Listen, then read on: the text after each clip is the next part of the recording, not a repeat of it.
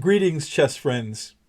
In this video, we're going to cover some emotions that you feel during the chess game, what they can do to the chess game, and what to do to mitigate those emotions.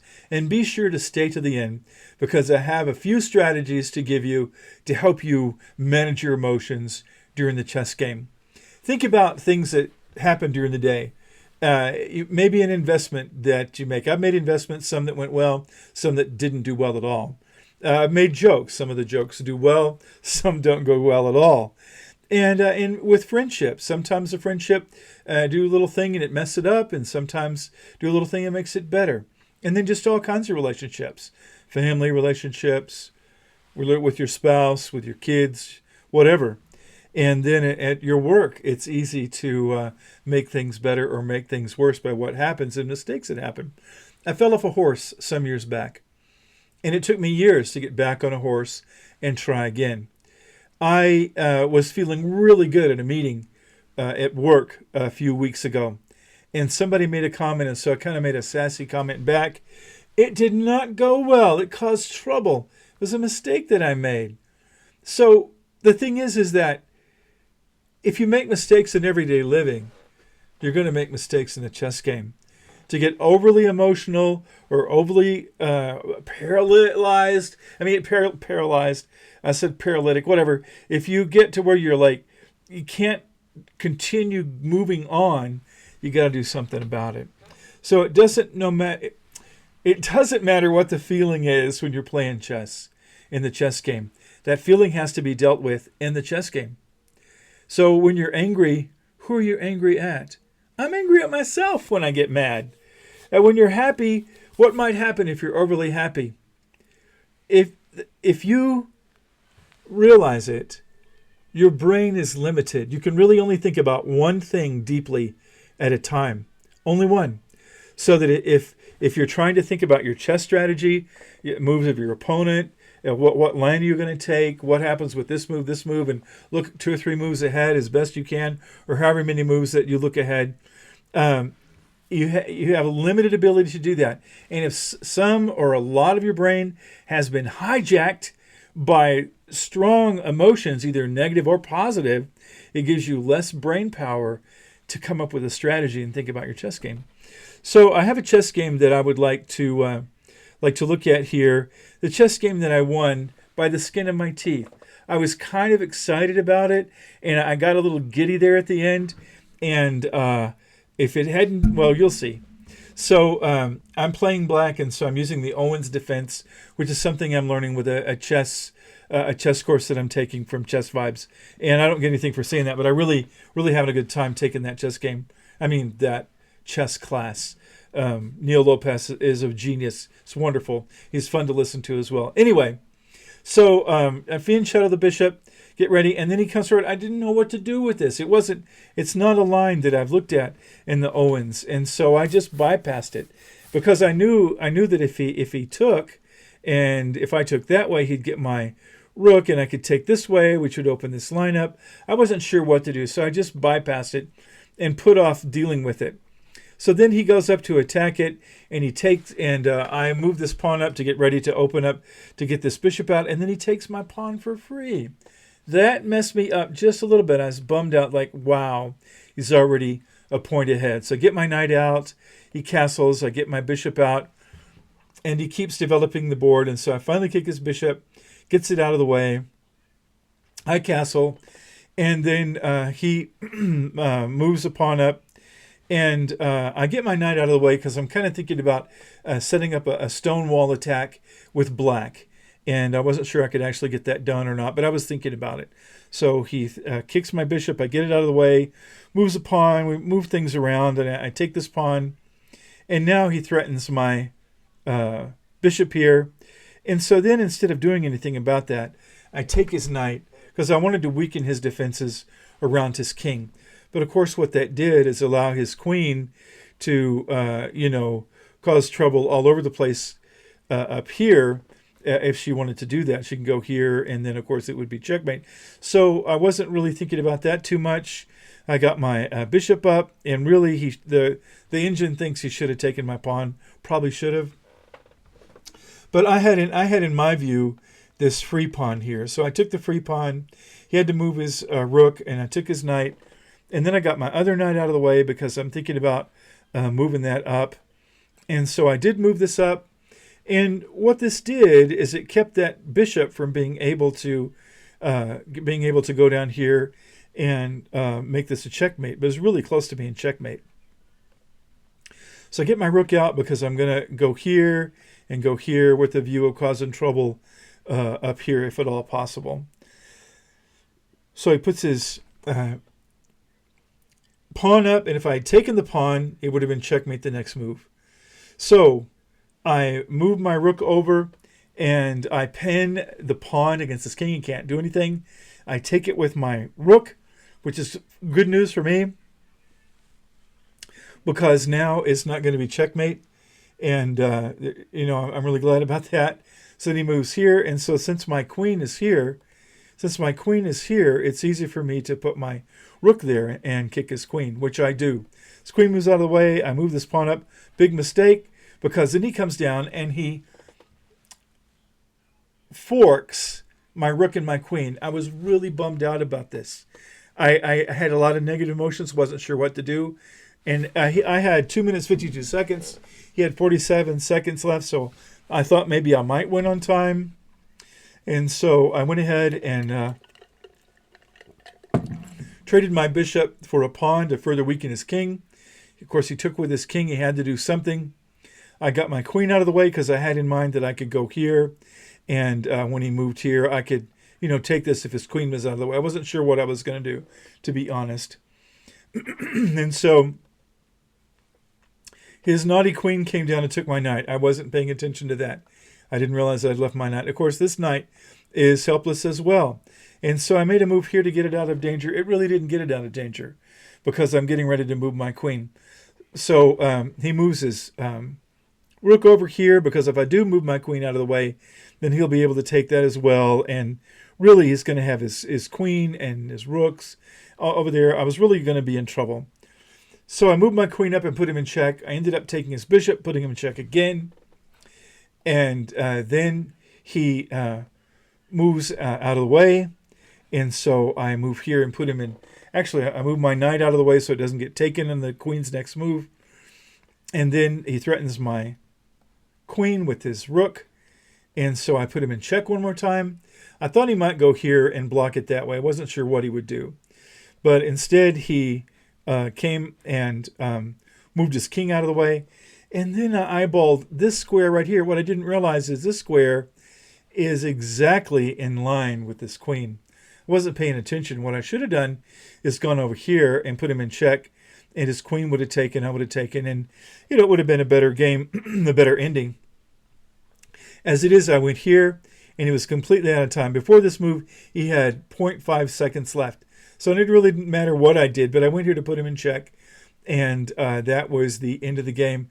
But if his queen had gone here, then she could have gone here. I would have had to move this pawn up, and I'm not sure what would have happened. This bishop was still in the game, and something could have happened. He could have taken this, and the bishop could have gone here and looked here, and the queen could have learned. I mean, it would have been really bad if there had been more time for my opponent. So my emotions got the better of me to a degree, but I won the game. So, by the way, if you're getting value out of this video, if it's a video that is helping you along with your chess game while you think about emotions and what to do with them, then please consider subscribing. And if you really feel like it and build a relationship, you want to comment and like the video, that would be fantastic. So now then, let's look at another game. This is a game here that my opponent won because I got completely messed up during this game. So in this game, I'm using the Stonewall attack, which is another opening that I'm opening if I play as white. And so I get the bishop out, which is where you should put it for the Stonewall. And so this pawn structure is the Stonewall here. So you get your knight out, and then you castle with the idea of being able to uplift the rook and cause trouble going up the board, possibly. So then you get the knight out. Obviously, what you want to do is take your knight up here for the outpost. You can't do that with this one because that square is under attack. Nevertheless, I get my queen here and put a battery up here, which I think is fantastic. And he puts his pawn up, and so I should have probably just taken it, but I noticed he had two knights on the square, so I wasn't sure I wanted to do that. I guess I had two pawns, so I guess he had a pawn and two knights, so well, I guess I had a knight too. Anyway, it would have probably been okay, but I didn't. I just in the quickness of the game, I just moved it, and so I wanted to weaken his king, so I did. And what I should have done is go ahead and just sacrifice my bishop to get. I would have got both of these pawns, I think, with my queen and my bishop, but I didn't do that. I went ahead and traded pawns, and now look at this. This pawn can come here and fork my bishop and my knight. I did not see it, and that's the thing that totally messed me up on this game. So just a few moves later, I was trying for something else. I had another plan, and he made a battery on this pawn, so I could have taken, and then he would have taken, and I could have taken, and he would have taken. I guess that would have been it. But nevertheless, I did not do that. And I might have had something better to do had I done that. What I also didn't realize is when he moved this knight out of the way, it allowed this bishop to skewer my queen and my rook. I did not see that. So there's two things I did not see in playing this game. So I took with the bishop, he took with the knight. I had to get my queen out of the way. Got my queen out of the way, lost my rook, and really he came here to threaten this rook. I had to take care of that. I should have taken his knight. I didn't do that. And I decided to go and cause trouble. I put him in check. I'm just playing, like crazy, trying to make something happen. So now he's threatening my queen again. So I get my queen. I decided to just trade queens. Let's trade queens and get this done out of here. Because he's going to get one of my rooks anyway, but probably not both of them. I don't know. And so I didn't realize he could put his knight here, and he could fork my queen and my king, which he did. He's a good player. So that was very frustrating. So he got my queen and put me in check, got my rook, and at that point, you see that? 19 points behind. How many points are there? I was way, way, way behind in the game and lost everything. And so here we go with the game. So he puts his queen for a battery here, and I put my bishop up to threaten his rook. Try to get something done here if I can at all do that. He gets his queen and puts me in check. I move out of the way. He puts his bishop here.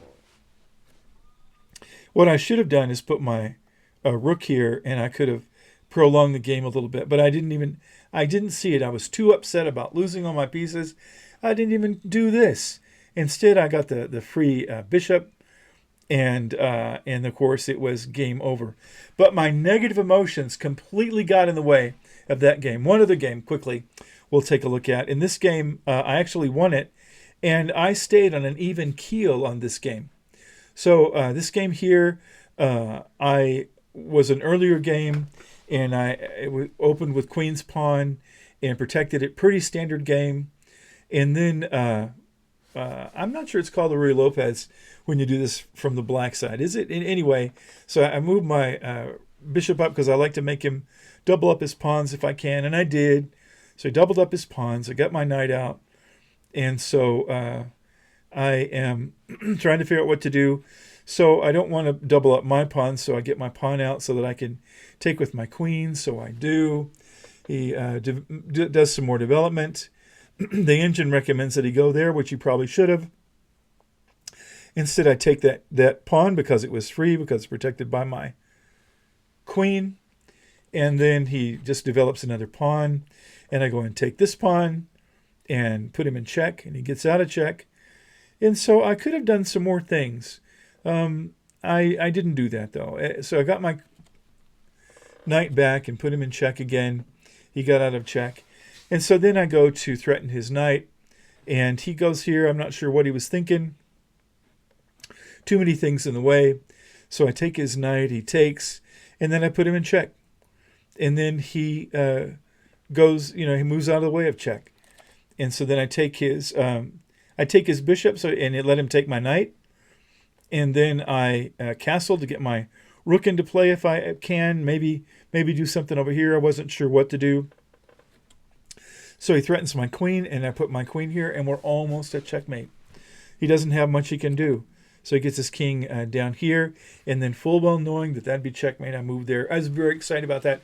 That worked well. So those are some games with some feelings that I was feeling. And look at some games. Review your games, and as you review them, review your feelings. Here are some... So we looked at 3 games, look at some emotions that you feel during the game and how those emotions might impact you. Go back, review some of your games, see what the emotions are and how they impact you. Here are some ways to deal with feelings during the game. First of all, acknowledge that you got too much emotion going on. Now for me, I pray. I pray in Jesus' name to win. Full well knowing my opponent is probably praying too.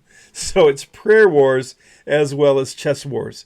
The third thing I do is I make a resolution to calm down. I say that to myself, calm down. If that doesn't work, then I visualize something. I think about a tree that I like, or a pond, or a river, or a vision on the ocean, or something else. I visualize something that is calming and makes me happy. And then I get in the moment. I just sit there for a moment and just kind of look around and get in the moment. I think about in this moment and what this moment's about, and just kind of do that. And then if I still need help, I do this breathing thing. I breathe in on a 2 count. I hold it for a 2 count. I breathe out for a 2 count and hold it for a 2 count. And that focuses all my attention on my breathing for a minute. It's like this. So I counted kind of quickly there, but that's the idea. It's kind of slow breathing, just focusing on your breathing, and you forget everything else. Okay, so those are some strategies on how to deal with emotions. Let me know in the comments what you think about this and what you've used and what emotions have done for you in the chess game. And thank you very much for listening.